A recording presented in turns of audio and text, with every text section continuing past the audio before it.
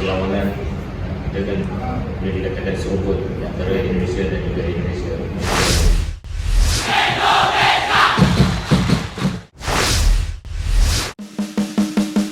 Pelatih Malaysia U19 ingin tantang pasukan Sintayong.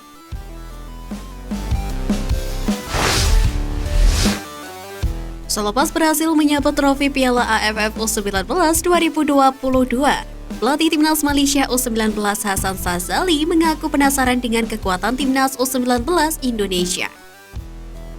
Sebagaimana diketahui, Malaysia U19 mengalahkan Laos U19 di partai final dengan skor 2-0. Meskipun begitu, Hasan Sazali mengaku tidak ingin terbuai dengan prestasi yang diraih anak asuhnya ini. Dia mengatakan bahwa Piala AFF U19 2022 ini merupakan pemanasan untuk turnamen yang lebih sulit. Sebab tim junior Harimau Malaya itu akan berlaga di kualifikasi Piala Asia U20. Menariknya, untuk melakukan persiapan kualifikasi Piala Asia U20 mendatang, pelatih Malaysia U19 tersebut tidak menutup kemungkinan untuk menjalani laga uji coba melawan anak asuh Sintayong. Menurut Hasan Sazali, Timnas Indonesia U19 punya persiapan yang cukup matang sebelum Piala AFF U19 2022, meskipun harus tersingkir karena regulasi. Hal itu karena Sintayong telah melakukan TC di luar negeri. Selain itu, Ronaldo Kuatei CS juga mengikuti turnamen Eropa, yaitu turnamen Toulon. Jadi, Sazali menganggap kekuatan Timnas Indonesia U19 perlu dijajal untuk persiapan mereka di kualifikasi Piala Asia U20 pada September mendatang. Adapun di kualifikasi Piala Asia U20 nanti, Malaysia U19 akan melawan Mongolia, Sri Lanka, dan Korea Selatan. Sedangkan Timnas Indonesia U19 tergabung bersama dengan Vietnam, Hong Kong, serta Timor Leste.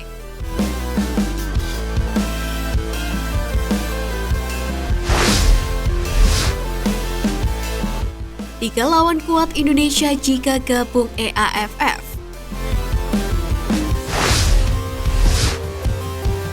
Pertama, Jepang. Jika di Federasi AFF, rival Timnas Indonesia hanya berkutat pada Thailand, Vietnam, dan Malaysia, maka di Federasi EAFF, skuad Garuda akan sering menghadapi para calon kuat juara Piala Asia. Salah satunya adalah Jepang. Dalam sejarah AFC, Timnas Jepang merupakan salah satu kekuatan paling besar dan sering menjuarai Piala Asia. Tercatat ada 4 gelar yang berhasil dimenangkan Samurai Blue di ajang AFC Club.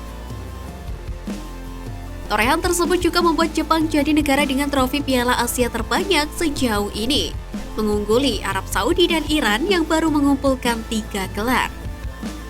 Sementara di subfederasi EAFF, kekuatan Jepang tidak terlalu diunggulkan lantaran hanya 1 gelar yang berhasil dimenangkan pada ajang EAFF Championship.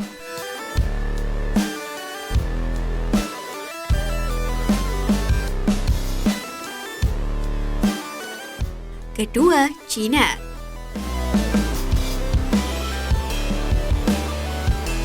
Negara berperingkat 78 FIFA ini juga merupakan salah satu lawan yang cukup berat di subfederasi EAFF dan bisa jadi rival sengit buat Timnas Indonesia. Secara peringkat FIFA, Cina memang terlampau jauh dengan Jepang 24 yang saat ini merupakan negara dengan ranking tertinggi kedua di AFC. Namun tetap saja pengalaman Cina yang sering mentas di Piala Asia bakal memberikan pelajaran berharga buat skuad Garuda. Di gelaran Piala Asia, pencapaian terbaik Timnas Cina adalah menjadi runner-up pada tahun 1984 dan 2004 silam. Sementara di EAFF, prestasi Cina malah jauh lebih baik ketimbang Jepang, yakni berhasil juara sebanyak 2 kali, tepatnya pada tahun 2005 dan 2010 serta runner-up pada tahun 2013 dan 2015. Dengan prestasi tersebut, jelas Cina bakal memberikan pengalaman yang sangat berharga buat Timnas Indonesia. Andai kedua tim sering jalani laga pertandingan bersama. Ketiga, Korea Selatan. Negeri gingseng ini bisa dibilang sebagai rajanya subfederasi EAFF lantaran paling sering juara di turnamen AFF-nya Asia Timur. Tercatat ada 5 trofi EAFF Championship yang diraih timnas Korea Selatan. Tepatnya pada tahun 2003, 2008, 2015, 2017, serta 2019.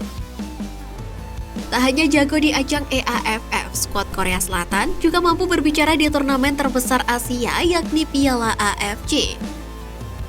Dalam 14 kali keikutsertaannya di Piala AFC, timnas Korea Selatan berhasil 2 kali meraih gelar juara di tahun 1956 dan di tahun 1960. Pelatih timnas Indonesia saat ini Sintayong juga punya catatan impresif bersama timnas Korea Selatan di ajang EAFF Championship, di mana sang pelatih berhasil membawa Taekwondo Warriors juara di tahun 2017 silam. Berbekal prestasi gemilang di EAFF dan AFC Cup, Korea Selatan dipastikan bakal jadi rival sempurna untuk menaikkan kualitas timnas Indonesia andai resmi bergabung ke EAFF.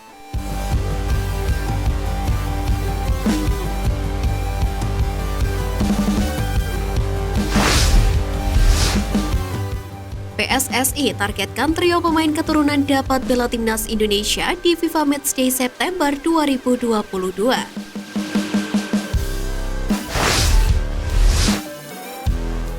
Ketua Umum PSSI Muhammad Iriawan membeberkan perkembangan terkini proses naturalisasi Jordi Amat, Sandy Walsh, dan Zain Patinama.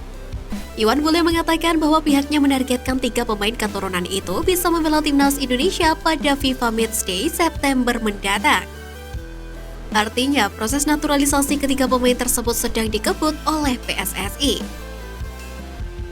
Dengan datangnya 3 amunisi baru pemain keturunan, diharapkan Sandy Walsh, Jordi Amat, dan Zain Patinama mampu meningkatkan permainan dan ranking FIFA Timnas Indonesia. Terlebih timnas Indonesia rencananya akan dihadapkan pada lawan-lawan yang lebih kuat pada FIFA Matchday nanti, demi menguji level permainan skuad Garuda jelang Piala Asia 2023.